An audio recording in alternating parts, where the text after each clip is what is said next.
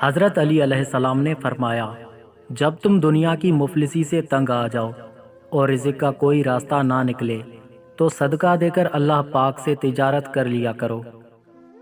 ایسے شخص کو کبھی مت کھونا جس کے دل میں تمہارے لیے محبت، فکر، عزت اور چاہت ہو۔ منافق سے بہتر ہے کہ تم کافر بن جاؤ، کیونکہ جہنم میں کافر کا درجہ منافق سے بہتر ہے۔ اپنوں کو ہمیشہ اپنے ہونے کا احساس دلاؤ، ورنہ وقت آپ کے اپنوں کو آپ کے بغیر جینا سکھا دے گا۔ خالق سے مانگنا سنت ہے، اگر دے تو رحمت، نہ دے تو حکمت، اور مخلوق سے مانگنا ذلت ہے، اگر دے تو احسان، نہ دے تو شرمندگی۔ ایسی غربت پر صبر کرنا جس میں عزت محفوظ ہو اس امیری سے بہتر ہے جس میں ذلت ہو۔ میری 5 باتیں ہمیشہ یاد رکھنا، بہت کامیاب ہو جاؤ گے۔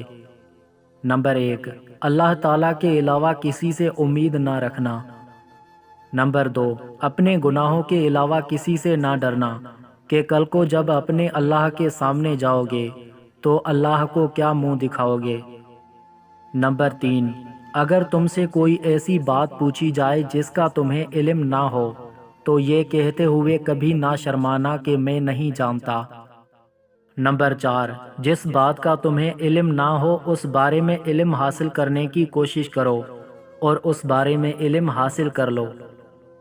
نمبر 5، صبر کرو، ہر حال میں صبر کرنا انسان کے لیے بہتر ہے، اور صبر ایمان کا حصہ ہے۔ صبر کا مقام ایسا ہے جیسے بدن میں سر کا مقام ہے۔ معلوم ہوا کہ صبر کا ایمان کے ساتھ بڑا گہرا تعلق ہے، اس لیے ہمیں چاہیے کہ صبر کے دامن کو کبھی نہ چھوڑیں۔